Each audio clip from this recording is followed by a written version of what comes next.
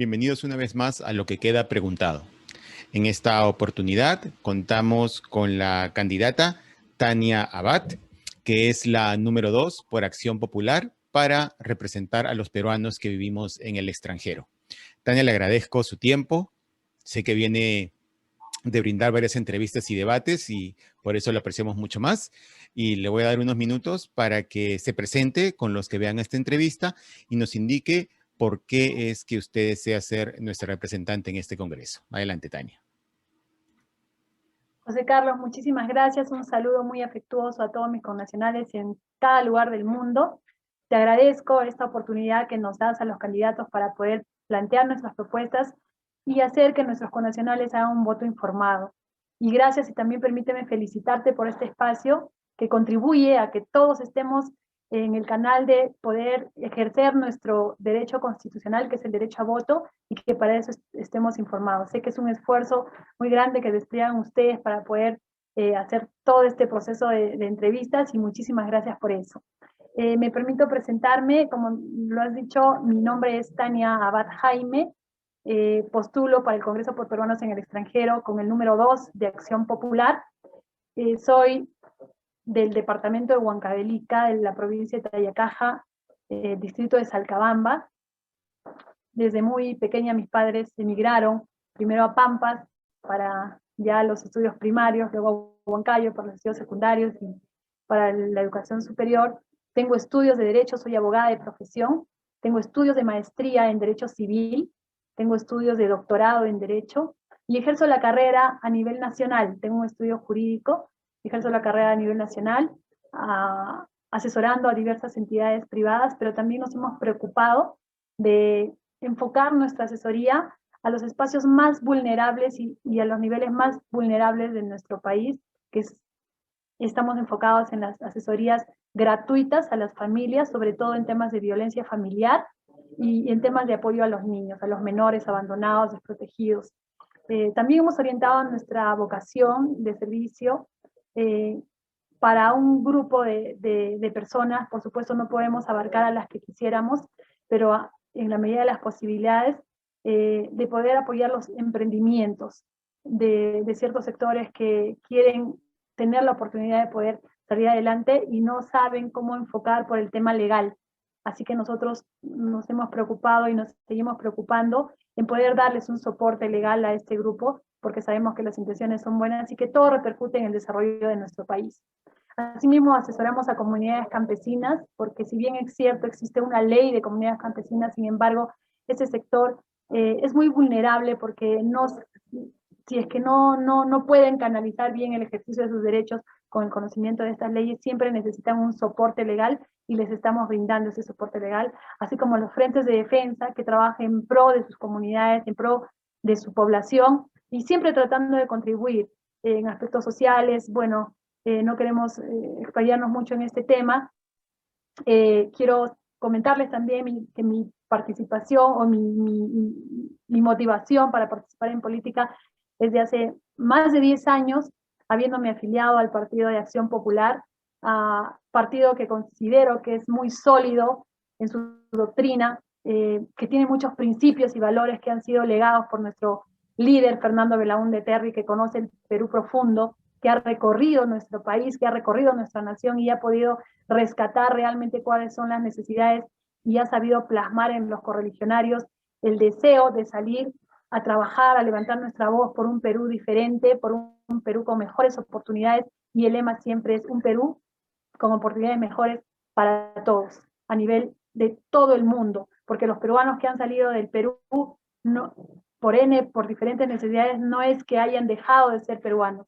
Es cierto que están abandonados por el gobierno, es cierto que no se les ha acompañado en todo su proceso migratorio, y es momento que se reconozcan sus derechos, es momento que se respalden todas sus necesidades, y es con esa intención y es lo que nos ha motivado para poder participar en esta oportunidad como representantes para los peruanos en el exterior.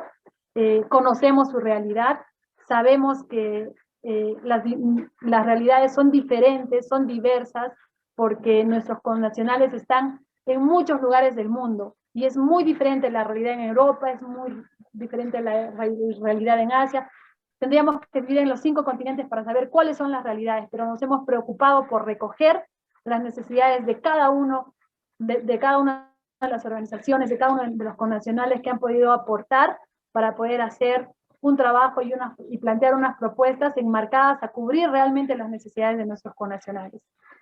Muchas gracias, José Carlos, esa es mi presentación. Gracias, Tania. Sí tienes razón, las realidades de los inmigrantes peruanos en el extranjero son diferentes dependiendo del lugar donde se encuentren, pero también hay varias que son comunes, ¿verdad? Sí. Que es las que encuentra cualquier inmigrante hacia cualquier país. Esos problemas comunes, esas realidades comunes, son las que entiende un inmigrante. Entonces, la pregunta es, si usted no es inmigrante, ¿por qué se decidió a representar en los inmigrantes? ¿Por qué no se decidió a mandarse al Congreso representando a su localidad y de repente dejar que un inmigrante que sí entiende esas necesidades comunes nos represente en lugar de usted? ¿Qué fue lo que determinó de hacer que usted se decida a representarnos a nosotros en lugar del lugar donde usted vive? Sí, gracias por la pregunta, José Carlos. Te comento una anécdota. Bueno, más que una anécdota, es una experiencia familiar. Nosotros en mi familia teníamos la perspectiva de que los 2 hijos mayores emigráramos al extranjero a estudiar. De hecho, mi familia es una familia muy conservadora, nos han criado de una forma muy disciplinada, nos han enseñado el emprendimiento desde muy jóvenes, mis padres son personas muy proactivas y muy emprendedoras, y bueno, la intención era que saliéramos los 2 hermanos, pero solo se fue mi hermano mayor. Se fue a los 17 años, yo decidí, bueno, mis padres decidieron que yo me quedara y bueno, me desarrollara en nuestro país. A partir de eso empecé a conocer la realidad de nuestros connacionales, ¿no? Y todas las dificultades que podían pasar ellos. ¿Por qué? Porque entre compatriotas a veces se dan la mano y tratan de salir adelante en el país al que han emigrado, ¿no? Y efectivamente tú tienes razón en decir que hay un común de necesidades que son en diferentes países y nosotros nos hemos preocupado de recogerlas y conocerlas, conocer cuál es la realidad. Y lo que me ha motivado, independientemente de haber tenido la experiencia de mi hermano y que la mayoría de la familia de mi padre y mi madre se encuentran en el extranjero, es que por una lucha muy fuerte de todas las organizaciones de las comunidades nacionales en el extranjero, se ha logrado esta representación de los 2 congresistas que van a llevar la voz y el voto de nuestros connacionales al Parlamento. Y es algo que nace a partir de los que sean elegidos en esta oportunidad. Y mis conocimientos como abogada, mis conocimientos de los derechos que tienen nuestros connacionales y de las falencias de las leyes para poder defender sus intereses, me ha motivado a poder participar en esta oportunidad por, representando a los peruanos residentes en el extranjero. Y de hecho, el trabajo que hagamos nosotros ahora va a implicar y va a ser base para lo que hagan a partir de la gestión los connacionales o los representantes que puedan ser elegidos posteriormente, que dicho sea de paso, 2 representantes para una población de más de 3,5 millones de peruanos que radican en el extranjero es insuficiente, pero estamos partiendo con el logro de nuestros connacionales de haber por fin logrado, valga la redundancia, logrado la representación de 2 congresistas. Sabemos que es insuficiente, se seguirá trabajando para que en el interín se logre cubrir efectivamente la cantidad de representantes que le corresponde a la comunidad de peruanos en el extranjero. En esa lucha que hubo por conseguir estos 2 representantes, ¿ustedes de Acción Popular tuvo alguna participación? ¿Hizo usted algo siendo militante de Acción Popular para lograr que se den estos 2 curules o no tuvo ninguna participación directa?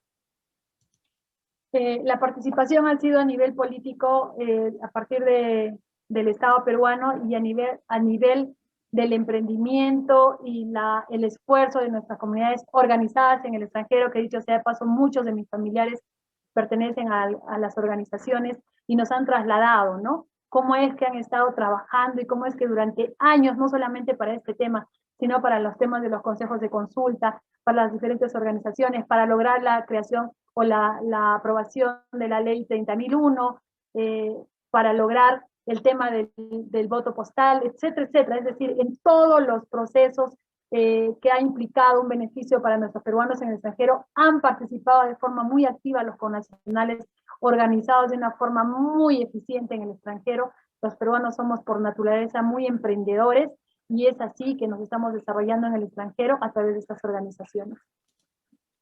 Ok. Empezando a hablar un poquito de la coyuntura actual, política principalmente del país. Hay una gran parte de la opinión pública que responsabiliza al Congreso de esta última etapa de la crisis política por la vacancia de Vizcarra. Y en esa vacancia Acción Popular tuvo mucho que ver. Tanto así que fue Merino el presidente por unos días de la bancada de usted. Yo quiero preguntarle primero, ¿desde qué momento cree usted que se inicia esa crisis política? ¿Cree que se origina en ese momento o cree que se origina previamente? ¿Cuál es su lectura? Gracias, José Carlos. La crisis política en nuestro país no es de los últimos tiempos, data de hace muchos años, y prueba de ello es que los 5 últimos gobiernos están inmersos en actos de corrupción, están procesados por actos de corrupción, y se ha generado hace mucho tiempo una inestabilidad política que ha conllevado a una crisis socioeconómica dentro de nuestro país. Crisis política y socioeconómica. Considero que estamos en plena crisis de valores en todos los niveles. Y eso nace desde la educación, que tiene que ser reestructurada en nuestro país. Si bien es cierto, se ha hecho una reforma en el aspecto educativo, sin embargo, consideramos que no es suficiente. Somos convencidos de que la malla curricular debe cambiar. No sé si recuerdas, si has estudiado en Perú, José Carlos, antes teníamos el curso de educación cívica, educación, formación de OVE, teníamos formación familiar, y todos esos cursos han desaparecido de la malla curricular, y consideramos que, si bien es cierto, los valores nacen de casa, los principios nacen de casa, sin embargo, estos tienen que tener una continuidad en los entes educadores de nuestro país, cosa que no se da. Y eso repercute en que el ciudadano se convierte en un ciudadano carente de valores, carente de principios, y llega a la política con una inestabilidad en este aspecto, no consolidado, no sólido, y hace el ejercicio de la política en esa misma línea. Lo que consideramos que en este momento está generando esta crisis política, crisis socioeconómica en nuestro país, es lamentable, daña totalmente la imagen de nuestro Perú, que 5 gobernantes estén procesados. Uno está en la cárcel, están con solicitud de prisión preventiva. Ahora estamos atravesando un momento muy difícil. Tenemos que unir fuerzas para poder salir adelante. Lo que ha ocurrido en los últimos tiempos considero que no es responsabilidad de Acción Popular, sin ánimos de quitar la responsabilidad, pero creo que tenemos que enfocarnos en algo muy puntual y claro. Primero, que estábamos frente a un acto de corrupción, a evidencias de actos de corrupción que no solamente habían sido advertidos a nivel de la bancada de Acción Popular, sino a nivel de muchas bancadas. Y recordemos que, si bien es cierto, nosotros somos mayoría en el Congreso, sin embargo, esa mayoría es solamente de 25 congresistas, ¿no? No significa una representación mayoritaria como correspondería en cantidad. Entonces, en ese sentido, ha sido la iniciativa de muchos partidos políticos que han apoyado esta vacancia, porque han advertido actos de corrupción que, de hecho, posteriormente, y ahora con el tema de las vacunas, prácticamente se habría consolidado que sí estábamos en un acto de corrupción y que no se podía permitir que nuestro Estado, nuestro gobierno, esté dirigido por una persona inmersa en actos de corrupción.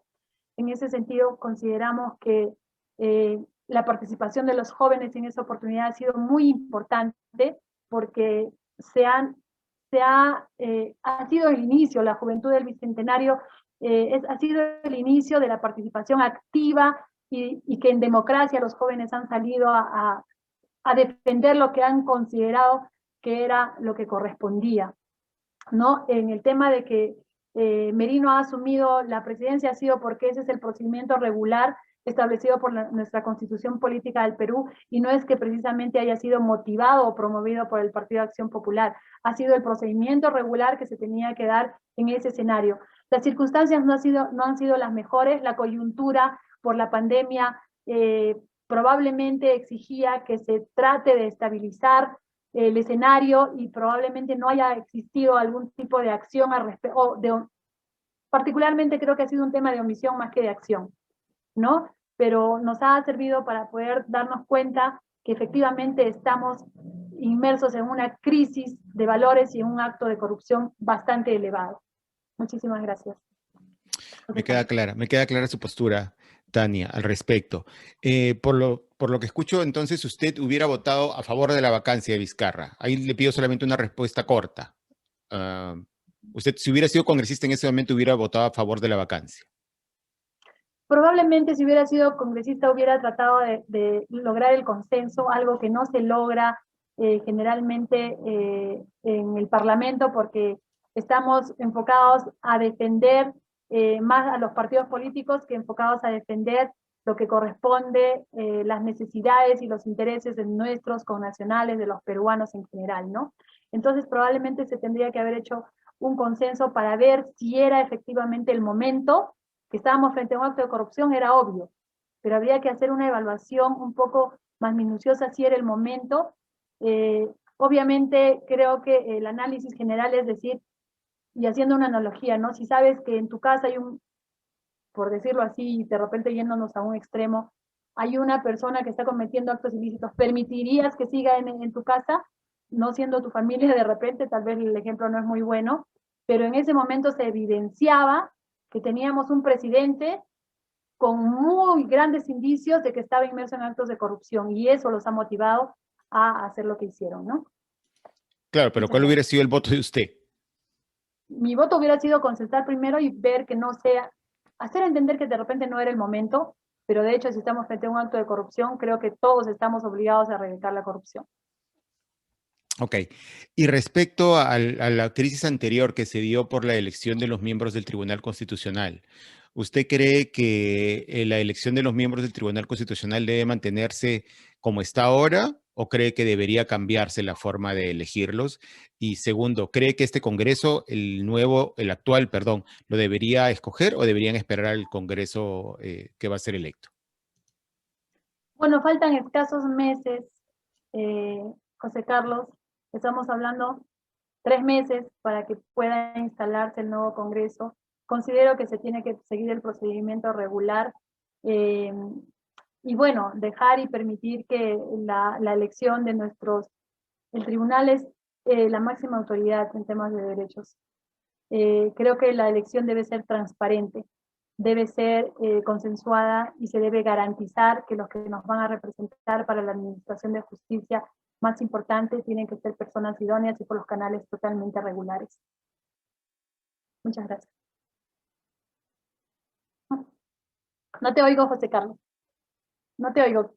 Tu micrófono creo que no está bien. Ya está.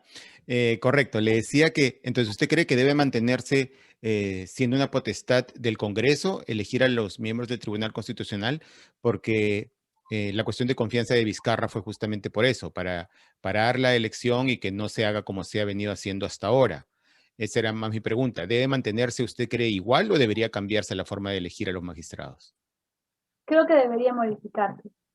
Por eso es que te señalaba que el tema de que debería ser elegido por las entidades que realmente garanticen garanticen la transparencia en el ejercicio de la administración de justicia. ¿Y quién la debería elegir? Creo que como se había evaluado, estaba enfocado a la participación del representante del pueblo, estaba muy enfocado en ese sentido. Considero que tendría que tener una mayor participación de la sociedad civil. Ok. Que finalmente es la que va a ser administrada en justicia, ¿no? Claro, esa es su posición. Ya me quedó clara. Y antes de pasar a sus propuestas directamente, usted mencionó la educación como uno de los pilares a revisarse.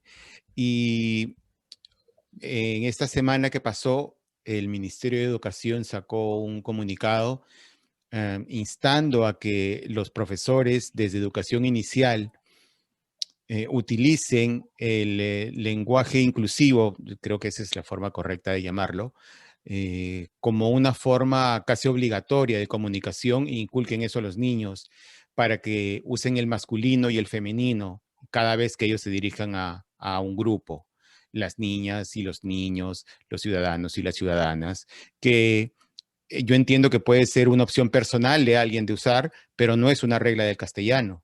Entonces, el Ministerio de Educación está en este momento propulsando algo que muchos dirían de que está basado en una ideología, porque además va en contra de una regla de nuestro idioma. Y se supone que el Ministerio de Educación tiene que educar a los niños.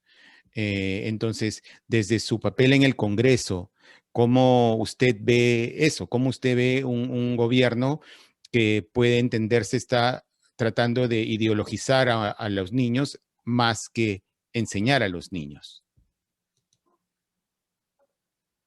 Sí, bueno, José Carlos, considero que el tema inclusivo es un tema muy importante y que no se desarrolla en nuestro país, no solamente en temas de género, sino en temas de ciertas personas, ciertos niños que tienen habilidades diferentes, ¿no? Y no, en el sistema educativo no está desarrollado de forma adecuada esta inclusión para este espacio, ¿no?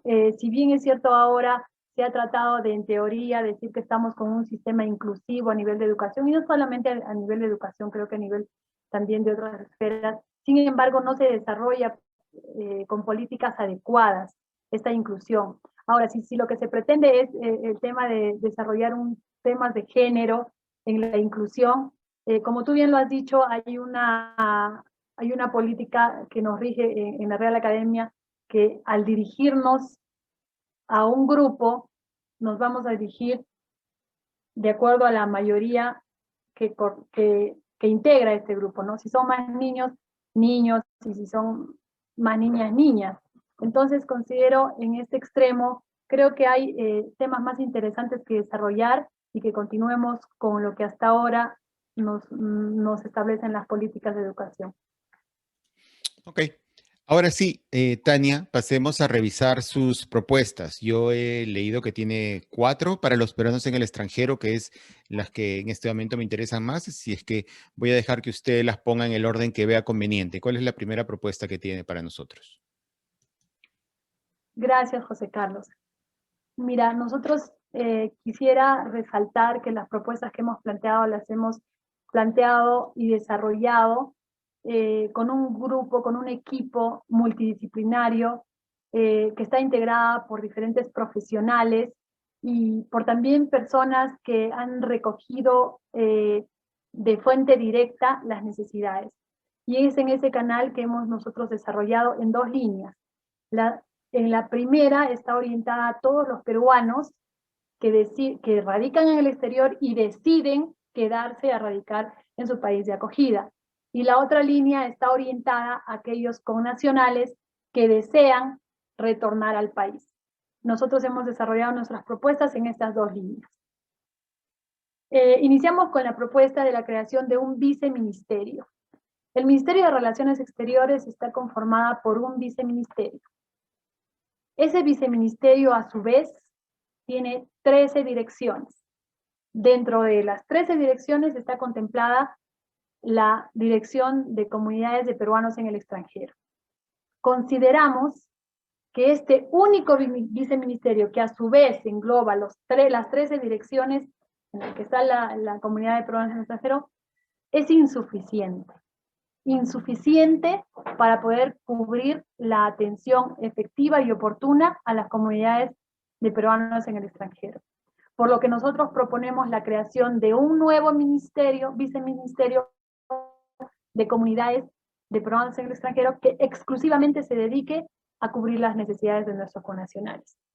La finalidad de la creación de este viceministerio es, 1, el tema de crear los consulados virtuales e implementar la digitalización. La segunda finalidad es brindar asesorías integrales a nuestros connacionales que deseen hacer proyectos de emprendimiento en el extranjero y también a los que deseen retornar. Y la tercera es fortalecer la identidad y la cultura. Nuestra cultura es milenaria.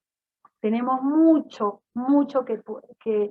que difundir a nivel mundial respecto a nuestra cultura, respecto a nuestras costumbres, respecto a nuestra comida. Y en ese sentido, nosotros queremos que se implemente este viceministerio a través de la modificación del reglamento de relaciones exteriores y que se cree una independencia económica y una autonomía de decisión, que es lo que hace falta en la organización y la infraestructura actual. José Carlos, hace 2 años se aprobó la ley 1412, que es el gobierno digital, a través de la Secretaría de Gobierno Digital, direccionada por la Presidencia del Consejo de Ministros. Esta ley está emitida para todos los peruanos. Sin embargo, nuestros connacionales se ven restringidos de muchas formas en implementar. Esta ley, si bien es cierto, salió hace 2 años, recién se ha reglamentado en febrero de este año. Y consideramos que la implementación se ha reglamentado y la implementación va a ser gradual, porque se necesita una serie de mecanismos para poder implementarlas al 100% y con nuestros connacionales en el extranjero se va a necesitar presupuesto, mucho presupuesto, que no tiene hoy en día. Los consulados tienen la asignación de presupuestos no muy altos, que no cubren realmente las expectativas y no cubren las necesidades que puedan tener nuestros connacionales. Entonces nosotros pretendemos que se cree este viceministerio, que se implemente un presupuesto. La mayoría cuando escucha, pero la creación de un viceministerio implica más burocracia, crear otro organismo, así que consideramos que no es oportuno. Pero más burocracia implica cuando no hay una fiscalización adecuada, porque si hay una fiscalización adecuada consideramos que es oportuno porque se va a dinamizar la atención a nuestros connacionales. Y eso creo que está garantizado a través de la representación de los 2 congresistas que van a participar por primera vez en el Parlamento en defensa de los derechos de nuestros connacionales. Así que en ese sentido, además de eso, sabemos que las remesas de nuestros connacionales, que superan los 3.500 millones de dólares, implican el 3% del PBI, lo que significa que tendrían que tener, independientemente del presupuesto que asigne el Estado a todas las jurisdicciones, y ahora la jurisdicción 27, tendría que ser especial. ¿Por qué? Porque además de estar contribuyendo con el 3% del PBI, tienen el derecho al presupuesto que se le asigna a través del Estado. Entonces consideramos que presupuestalmente no habría problema, no habría inconveniente, es más, es un derecho que se debe hacer que sea de inmediato hacia nuestros connacionales. Perdón que le interrumpa en esa parte. Yo entiendo lo que usted dice y puedo quizás estar de acuerdo con usted que por las remesas, parte de esos impuestos deberían utilizarse en políticas que beneficien a los peruanos que enviamos las remesas, ¿correcto? Sin embargo, en este momento, por la crisis económica en la que nos encontramos debido a la pandemia, ya tenemos un déficit fiscal del 10% ahora mismo, que ya falta dinero en las arcas. Un 10% de los impuestos que entraban ya no están entrando y eso de todas maneras se tiene que ver en una reducción en presupuestos en general. Entonces, ¿no sería un poco afectar esa crisis, tratar de usar los impuestos de las remesas que normalmente se usaban para poder, que se usaban en esos gastos diferentes? Si quitamos eso y lo usamos en el viceministerio, en lo que usted indica, que es correcto, creo yo, pero en este momento, ¿cree usted que sería lo mejor quitarle un poco más de presupuesto al ya presupuesto que se ha visto tan afectado por la pandemia? La crisis económica, José Carlos, va a afectar, dicho sea paso, ya está afectando a todo el mundo como por motivos de la pandemia, ¿no? Que es una enfermedad que no esperábamos y que ha reflejado la carencia, en el caso del Perú, la carencia de nuestro sistema de salud, y y que probablemente va a tardar mucho tiempo para recuperarnos, pero va a depender de las políticas de gobierno que se puedan implementar, las políticas que el partido o el representante que llegue a la presidencia pueda implementar en consenso con con todos los grupos políticos. Lamentablemente nos estamos viendo siempre frente a la participación de los políticos solamente en defensa de los intereses de sus partidos y defensa de intereses particulares, ¿no? Y lo que se debe hacer es enfocar un emprendimiento, un desarrollo integral con la participación de todos los políticos. Creo que nuestro país es abundante en recursos naturales, a diferencia de otros países. Creo que debemos desarrollar una industria y potenciar la industria como para poder salir de esta crisis económica y poder darle a cada quien lo que le corresponde. No creo que se deban ver perjudicados nuestros connacionales en el tema de la asignación del presupuesto, siendo ellos los que generan estas remesas. El Perú, el gobierno tiene que generar políticas de desarrollo para poder satisfacer las necesidades de todas las jurisdicciones, dentro de las cuales está la jurisdicción 27. Ok, me queda claro, Tania. Continúe con sus propuestas. Gracias. Nuestra segunda propuesta está orientada a la modificación de la ley de retorno.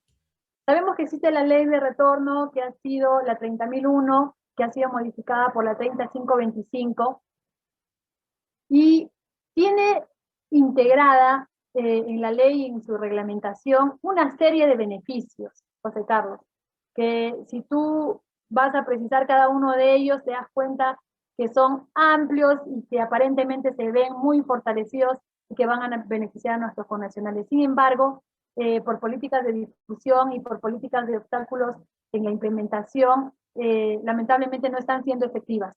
Hay que flexibilizarlas y nuestro trabajo va a estar enfocado a flexibilizar esas normas para poder hacer que sean más beneficiosas para nuestros connacionales. Por ahora hemos enfocado esa modificación en 3 aspectos. El primer aspecto está relacionado a la vigencia de esta ley. La vigencia de esta ley estaba dada solamente hasta el 2019. A través del decreto de urgencia 023 se amplía el periodo de vigencia hasta diciembre del año 2022. Consideramos que es un periodo muy corto, máxime si estamos atravesando una crisis sanitaria a nivel mundial que probablemente va a repercutir en la inestabilidad económica de muchos de nuestros connacionales en el extranjero que han emigrado con expectativas de mejorar su situación económica y que no lo han logrado y van a retornar. En consecuencia, consideramos que el 2022 es un periodo muy corto y consideramos que esta vigencia se debe ampliar por lo menos 5 años más, con cargo a que se evalúe la situación en ese momento y se pueda ver de repente una ampliación adicional. Asimismo, queremos modificarle en el aspecto de del periodo de residencia de los connacionales, que es requisito para que se puedan acoger a esta ley.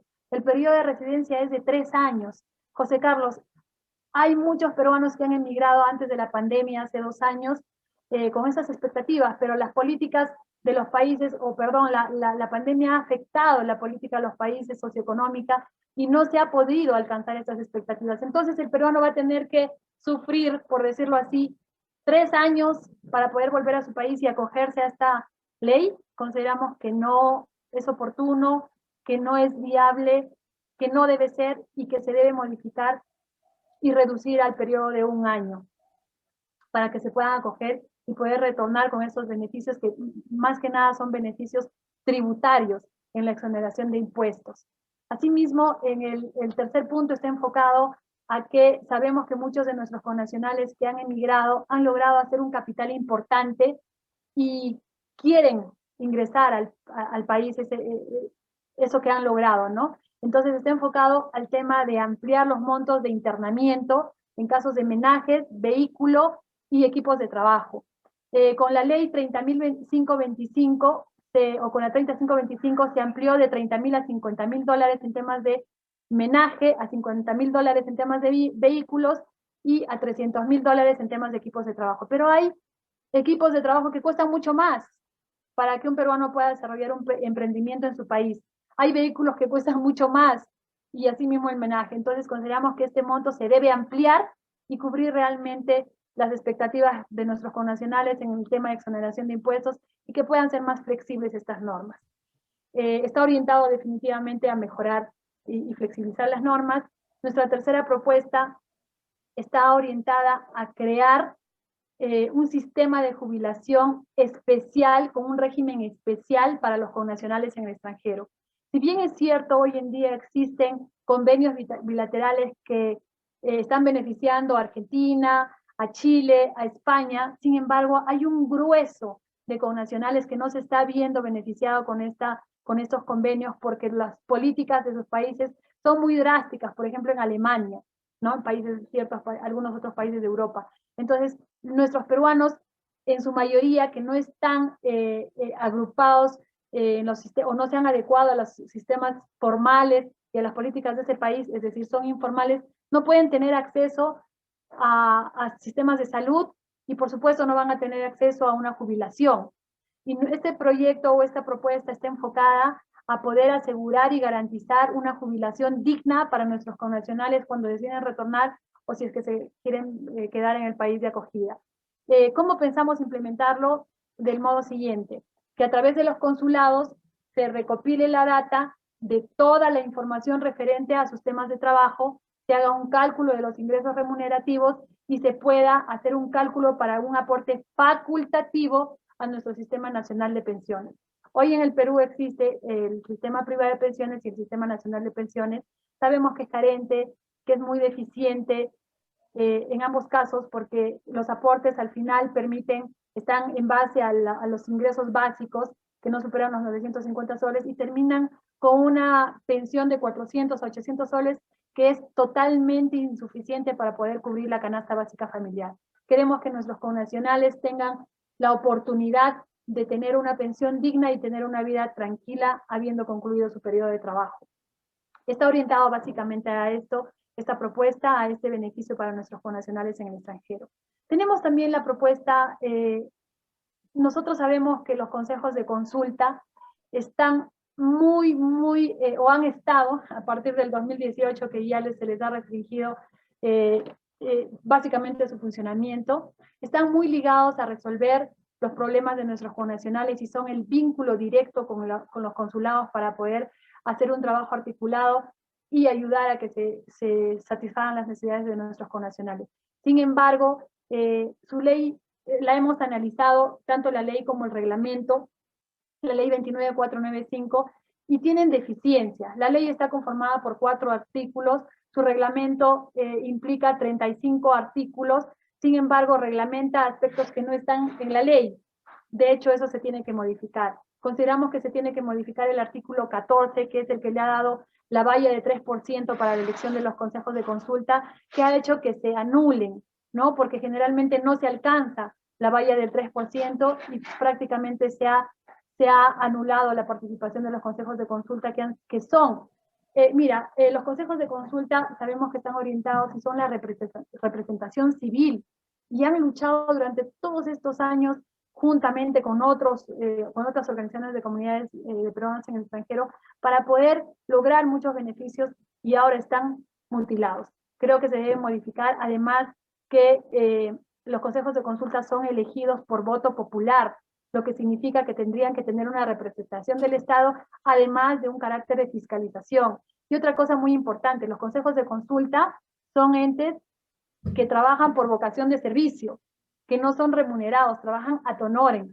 Creo que es necesario y urgente cambiar este escenario para que puedan realmente tener la participación que corresponde y reconocidos en su integridad en todos los aspectos, fiscalizadores, representativos y que cuenten con una remuneración. Y empoderar, no solamente a los consejos de consulta, empoderar a todos los organismos de representaciones de peruanos en el extranjero. Esa es la idea y esa es la intención de esta modificación de ley y por supuesto recoger todas las que sean pertinentes para poder empoderar, porque a través de ellos es que se va a poder ejercer la fiscalización por parte de los congresistas, porque sabemos, primero 2 son insuficientes, ya lo hemos hablado, probablemente tendría que ser por lo menos 6 para la cantidad de peruanos connacionales que están en diferentes partes del mundo, que son más de 3.175.000, y 2 representantes son insuficientes. Es algo que se ha logrado, pero que se debe fortalecer más con la mayor representación.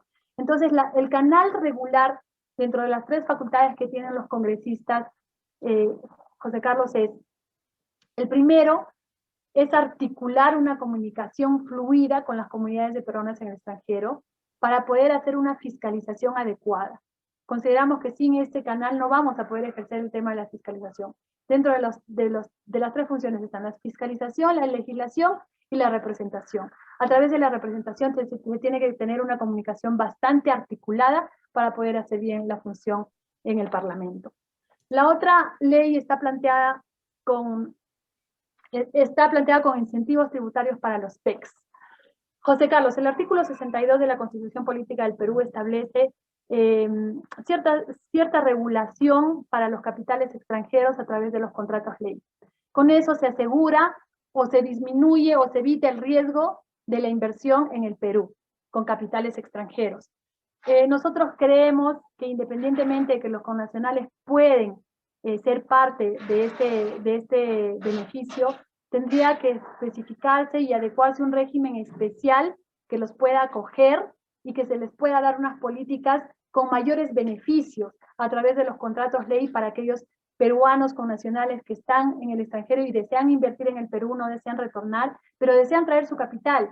Pero ese capital tiene que ser garantizado en riesgo a través de los contratos ley, con temas enmarcados exclusivamente en sus cláusulas, como son el tema de impuestos, independientemente de la política y del escenario que vive el país, se tiene que garantizar. Y siendo connacionales, pues con mayor razón el gobierno tiene que amparar eso. Nuestras propuestas están enfocadas en estos puntos. José Carlos, de hecho sabemos, como dije al principio, las necesidades son diversas. La intención es recoger, no son estáticas además, es recoger a través de las comunidades de peruanos en el extranjero permanentemente e ir legislando a medida que vamos conociendo las necesidades. Creo que el común denominador ahora es la deficiente atención en los consulados, por eso nos habíamos enfocado a la creación de este viceministerio. Creo que la mayoría, el común de nuestros connacionales, coincide en decir que la atención en los consulados es totalmente deficiente, no en todos, probablemente hayan consulados que estén con funcionarios probos para poder hacer un ejercicio de acuerdo a las necesidades de nuestros connacionales. Sin embargo, creo que la mayoría reclama por una atención justa, oportuna, dinámica y no con tanta burocracia, ¿no? La idea es poder satisfacerlos. Creo que estamos desarrollando las propuestas en base a eso y tratar de enfocarlas de una manera específica como para poder ver que sean dinámicas y ágiles, ¿no? Muchas gracias, José Carlos. No, gracias, Tania, a usted. Han quedado claras las propuestas. Y antes de ya despedirnos y de darle un momento para que nos dé un mensaje final a todos los que hemos llegado hasta esta parte de la entrevista, quisiera hablarle un poquito del candidato a presidente, el señor Lezcano. Usted ha mencionado durante prácticamente toda la entrevista lo importante que es tender puentes, ¿verdad? Y llegar a consensos, y sobre todo en este momento de la política y la situación que se encuentra el país y lo dividido que al parecer va a estar el Congreso por las encuestas. Sin embargo, el señor Lezcano, digamos que no se ha caracterizado mucho por hacer eso. Él en su etapa de congresista, al contrario de ser un legislador que tienda puentes y que busque concentrar, él ha sido mucho más inquisidor y un congresista de choque con diferentes partidos políticos, ¿no? Y por eso es que también ha tenido muchos enemigos políticos en los momentos en que él se ha encontrado como congresista. Entonces, ¿por qué tendríamos que confiar en que el señor Lezcano va ahora sí empezar a tender puentes y a conciliar cuando en su carrera política no se ha caracterizado exactamente por eso?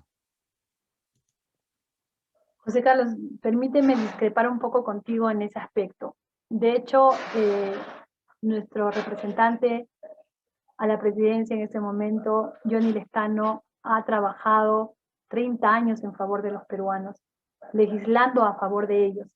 Y de repente las desavenencias con los grupos políticos han nacido precisamente por eso, ¿no? Porque se ha visto en todo el desarrollo de su gestión que él ha defendido los derechos de los peruanos frente a ciertos grupos que le han dado la espalda a los grupos, a los departamentos a los que estaba representando.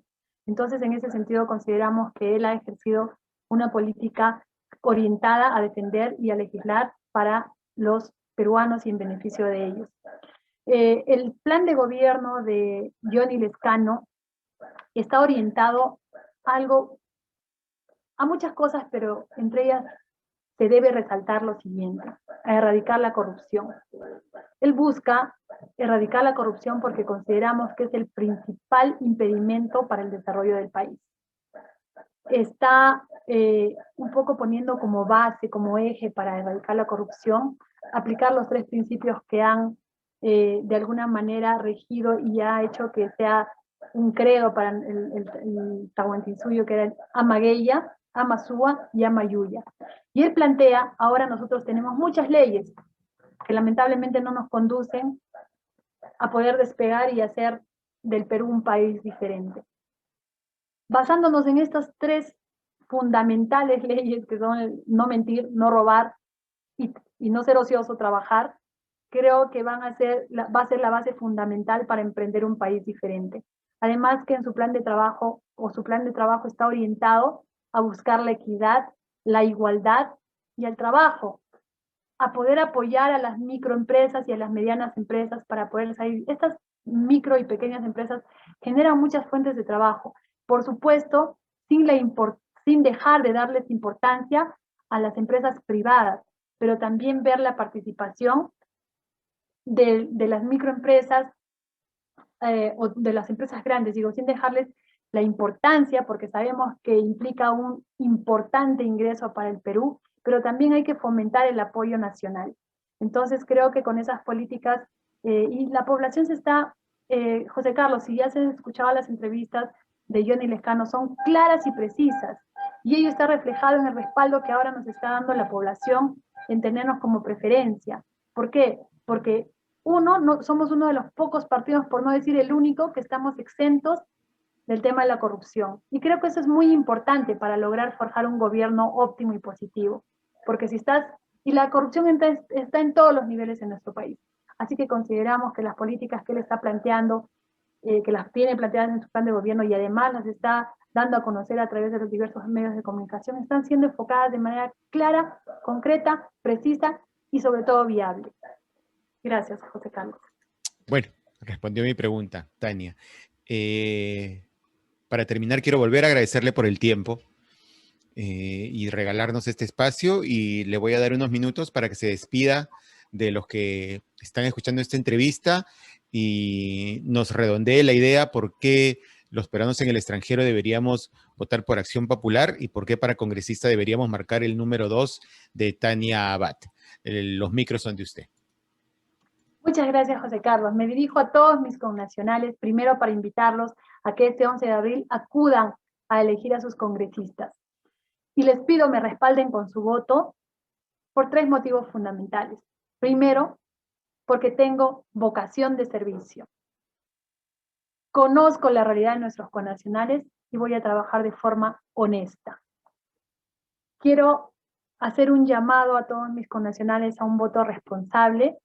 Estoy comprometida a trabajar en beneficio de ustedes y este 11 de abril los invito a marcar las 2 lámparas de Acción Popular y a marcar el número 2 para el Congreso por Peruanos en el Extranjero.